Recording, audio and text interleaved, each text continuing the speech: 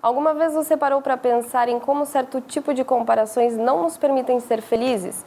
E isso é uma característica de quem mora em cidades mais desenvolvidas. E o que costumam dizer? A grama do vizinho sempre é mais verde. Esse é o nosso assunto de hoje no Ciência da Felicidade.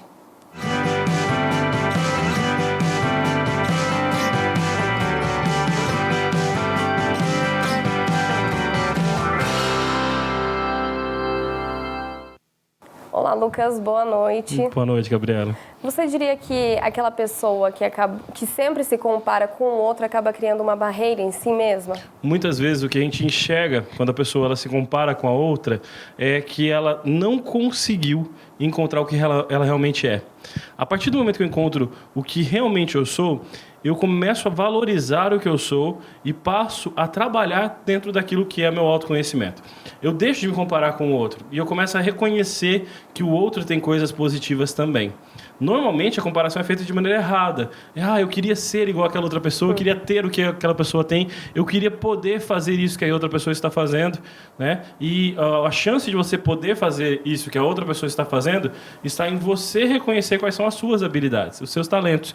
E dentro disso, o estudo da felicidade ele entra para dizer para as pessoas: olha, o que vai fazer você ser feliz não é olhar a grama do vizinho.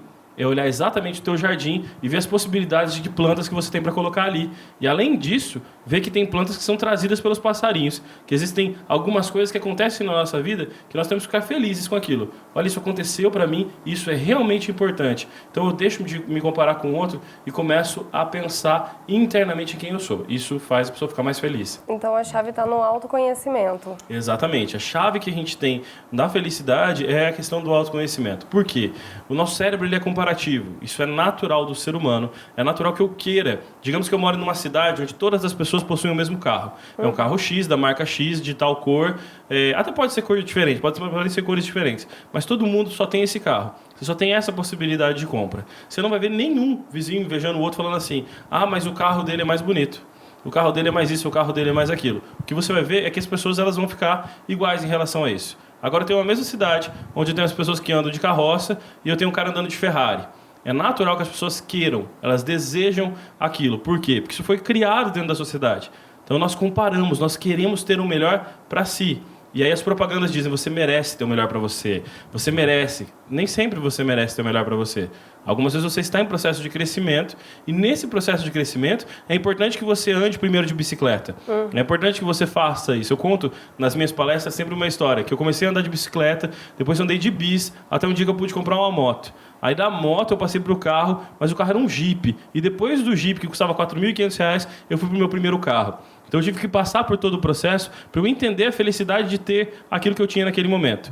Até que chegou um dia que eu tinha o carro que eu mais desejava. E aí eu olhei para ele e falei assim: nossa, isso é um desejo meu. Isso me torna feliz. Ok, quanto tempo eu vou viver feliz com ele daqui para frente? Ou já vou procurar outra felicidade? Então a gente vive num mundo de comparações onde a pessoa não sabe vivenciar aquilo que já possui. Então eu já tenho isso aqui, eu quis conquistar, eu lutei por isso. Quanto tempo eu tenho para aproveitar isso que eu lutei? Então você diria que a desigualdade é um fator? Sim, olha só, mais ou menos no ano de 2010, no Butão, o presidente ele quis mudar a forma de medir a população. Era para ser o PIB, o Produto Interno Bruto. Ele mudou isso para a felicidade interna bruta. Dentro dessa felicidade interna bruta, tem um fator, um dos 7 fatores que são medidos, ele chama renda per capita dividida pelo número de pessoas. E como que isso a gente chama aqui de igualdade social. Se eu tenho uma igualdade social, se as pessoas elas têm as mesmas oportunidades. É um exemplo simples que um amigo meu que morou na Espanha falou: Lucas, a minha filha estuda no mesmo colégio que a filha da minha empregada doméstica. Então elas têm a mesma possibilidade. Se eu tenho um país que tem mesmas possibilidades, independente da sua profissão, independente de como você é, as pessoas são mais felizes. Por quê? Porque existe menos comparação e existe menos preconceito em relação a algumas coisas. Então isso é a base do nosso entendimento para a felicidade. Tem gente que fala: vamos mudar o modelo político, vamos mudar isso, vamos mudar aquilo, que o Brasil vai ser mais feliz. Não, que a gente precisa mudar a educação das pessoas.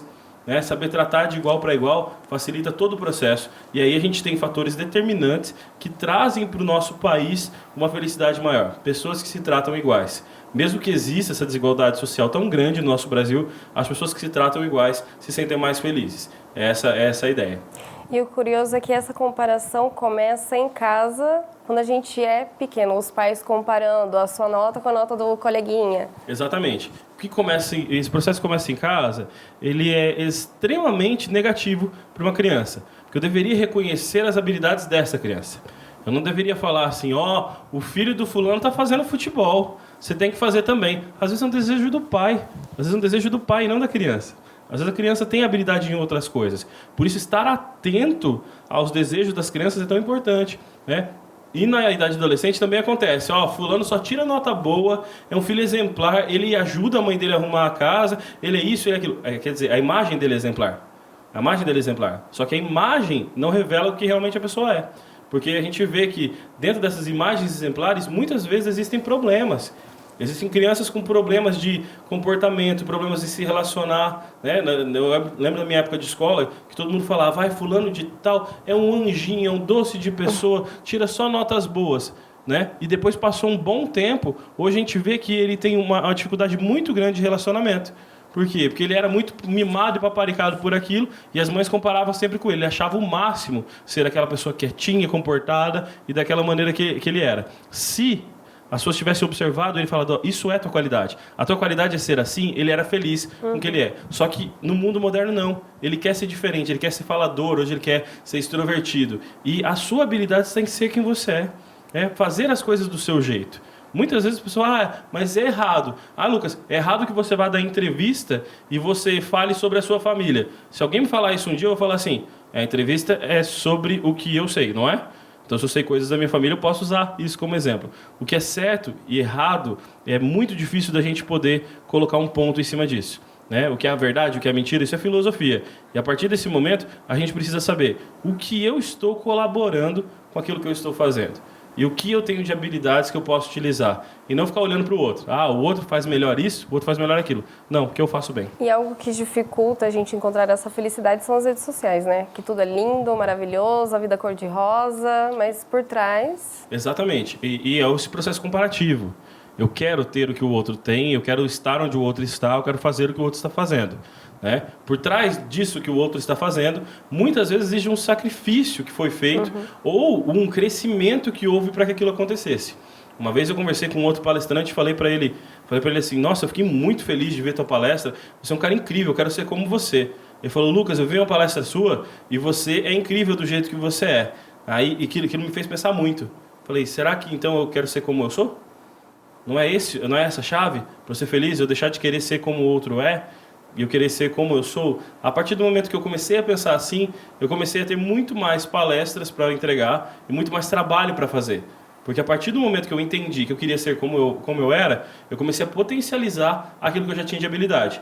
Como guitarrista, eu uso música nas palestras, eu comecei a usar mais ainda. Eu comecei a usar mais recursos, mais ideias, mais músicas, mais solos de guitarra. Comecei a usar mais. Então, só é possível ser ousado se você se encontra dentro daquilo que você é. Senão você vai ser um cara mediano copiando outra pessoa. Isso vai te fazer infeliz. E aí, nós temos uma comparação negativa e uma comparação que traz o benefício, que é a comparação com nós mesmos. Exatamente. Processo de autocrescimento. A partir do momento que eu comparo o Lucas de hoje com o Lucas de 15 anos atrás, eu começo a ver habilidades diferentes e formas diferentes de tratar isso. Claro, existem pessoas que mesmo assim comparam de maneira negativa. Que olham para o passado e falam, minha vida era muito melhor, né? Mas isso é uma quebra. É uma quebra que a pessoa tem em relação às perspectivas de futuro que ela pode possuir. E muitas vezes ela está acostumada a se vitimizar. E esse vitimismo é o que faz ela não conseguir realizar nenhuma tarefa. Então, o que a gente faz? A gente fala, olha, a partir do momento que você se vitimizar, olhe para isso e veja se realmente você não é capaz de fazer. Porque talvez você esteja se vitimizando só para se livrar dessa tarefa. Agora, se você olhar e falar, não, eu sou bom nisso, eu já fiz isso muito bem, e se eu me comparar com 4 ou 5 pessoas que eu conheço, eu sou o melhor dentro disso que eu faço. Né? Eu quero me comparar com o melhor guitarrista do mundo, com o Steve Vai. E se o Steve Vai parar de treinar, daqui uns 10 anos eu vou estar igual a ele. Se ele não parar de treinar, eu nunca vou estar igual a ele. Então eu não preciso me comparar a ele, eu preciso me comparar ao Lucas. O Lucas de 15 anos atrás não era tão bom guitarrista. Então hoje eu sou feliz por ser um guitarrista melhor. Ok, o que mais eu posso melhorar? E essa frase é a chave. Em que mais eu posso melhorar aquilo que eu sou? Eu posso ser extremamente mais feliz comparando o que eu estou hoje com aquilo que eu posso ser e colocar uma linha a ser seguida. O que você diria para aquelas pessoas que vivem se comparando com as demais? Que isso é algo que pode ser trocado. Você pode começar a comparar outras coisas, mas se comparar com os outros não é saudável. O que é saudável para você é você se comparar positivamente com aquilo que você já fez. É comparar o seu crescimento e sim, você ter tempo de tempos em tempos, pensar aonde você quer chegar. Definir um propósito. Propósito pró, né, que estar apto a, e posito, posição futura. Estar apto a uma posição futura é fazendo hoje aquilo que vai te gerar resultados para amanhã. Né? Lucas, muito obrigada pela sua participação. Eu agradeço.